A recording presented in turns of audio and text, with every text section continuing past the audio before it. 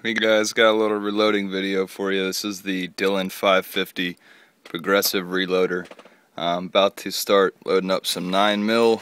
I got haven't shot in like 2 weeks, man. The weather's been pretty crappy, so organized the basement here. Got another Dillon 650 over there. Shotgun press in that red case over yonder.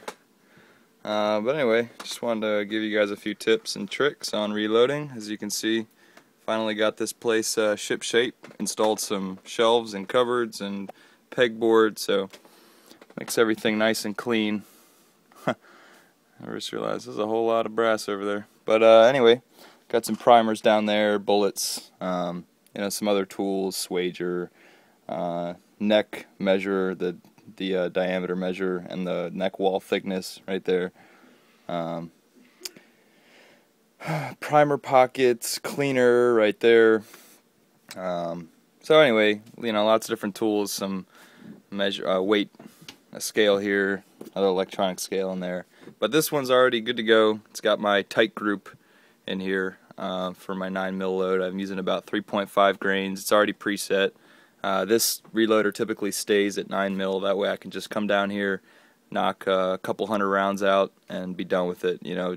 If you change out dies a lot and all that, it really can. You can devote half of your reloading time just to prepping for reloading, and that sucks. So right now we got the 650 with case feeder and everything set up for 45 ACP, whereas the 550 is set up for 9mm. Anyway, the first step when I come down here is I take a box of primers, 100 primers out of a box of 1,000 here. This is the Winchester variety for small pistol. Again, this is 9mm reloading. So you take your primers, you throw them in your primer case, and I like to load a couple of these tubes that you see. You can just load 100 and then put it into right here, this primer tube, but I like to load about 200 or 300 just while I have the stuff in front of me. I found that saves time. So there's a little, tip number one on making your reloading experience more enjoyable and efficient. And down here we've got my clean 9mm brass. This is an old whey protein jug. We have a bunch of them throughout the basement. Drink a lot of protein in this family. Another one over there. There's a whole bunch of them. We probably got about 10 empty jugs of that stuff, man. Good for you. Gets that muscle on you. So anyway, got the brass down there.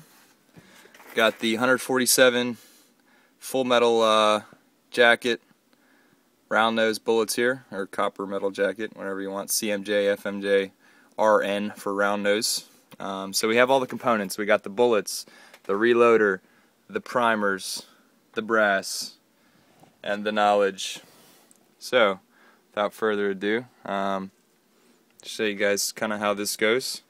So we need an empty case from over here, 2 in fact. One that slides right on there for when the round is extracted from the reloader, falls in this bay here. So we'll grab one more, and that's where we're going to put our clean brass. So let's grab a handful of this, or 2 or 3. And I do my case gauge measurements after I reload the ammo.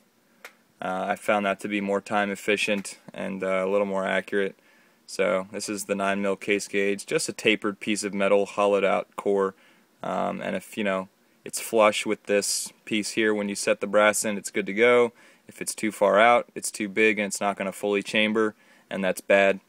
This is probably the single most important step in reloading, is checking your brass to make sure that it's going to chamber in your gun. So keep that in mind, guys. That's tip 2.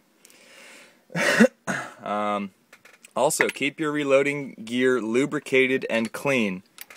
I don't know if you can see. Let me try turning the light on. Anyway, this is wet. Not wet, but it's coated with a molybdenum disulfide lubricant, which, it pretty much runs dry, and that's awesome, so I use it all the time. Molly for short.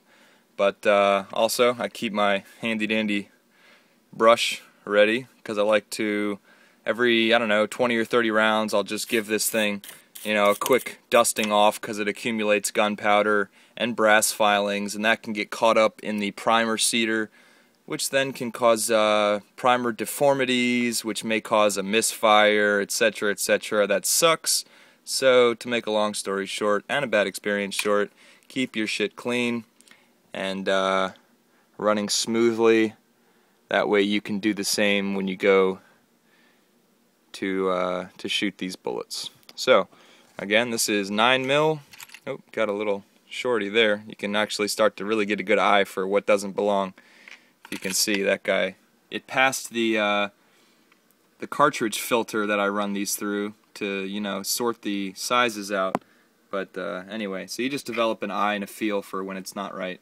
So we're going to toss that guy to the side there. But this is 9mm bullets, 3.5 grains of tight group, 147 grain, copper metal jacketed round nose bullets, Winchester primers, and the brass is a mixture. I reload this stuff. It could be once fired, it could be 10 times fired, I don't know. I keep reloading it until I see pressure signs or a crack in the case, etc., etc. So basically the 550 has 4 stages. It has the resizing die / deprimer, which pushes the old primer out and resizes the case to prep it for a new bullet. It's got the powder die, this guy here, which drops your appropriate amount of powder in there.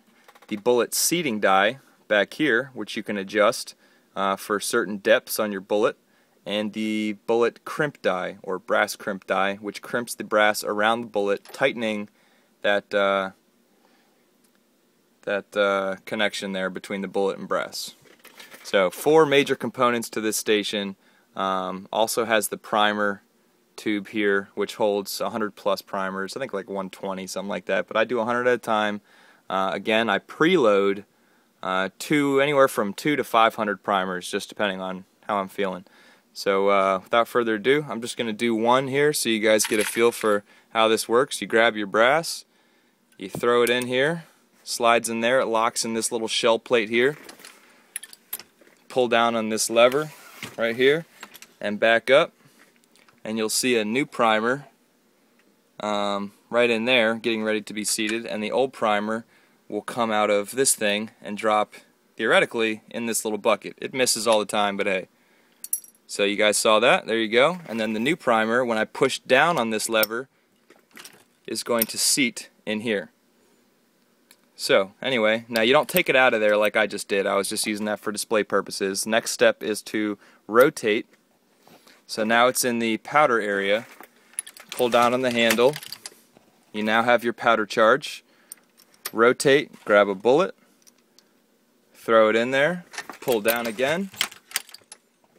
Now the bullet's seated, rotate, crimp.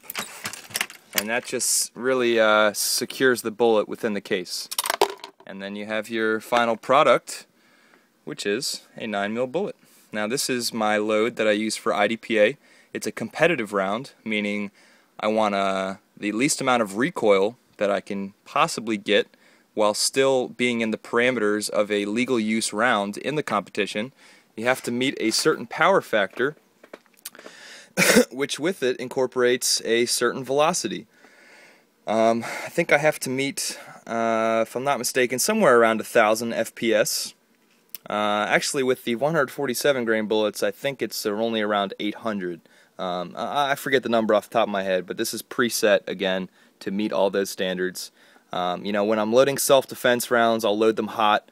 I want to make sure that they have enough power behind them to get that stopping power desired. But anyway, so there you have it, guys. And then at the end, you throw it into the case gauge, and this one is flush. Now I'll do this at the very end with all the bullets completed, and that's the final step. And then you're on your way to having a good day of shooting, which I'll be doing here in just an hour or so. So anyway, take care, guys. Just wanted to give you that quick tutorial on how to reload your own ammo. Hope you enjoyed. Thanks for the support, as always. I love the subscriptions, the input, the comments. I love it all, man. So, all you guys I'm subscribed to, keep up the good work. And, I'll see you guys in the next video. Stay tuned.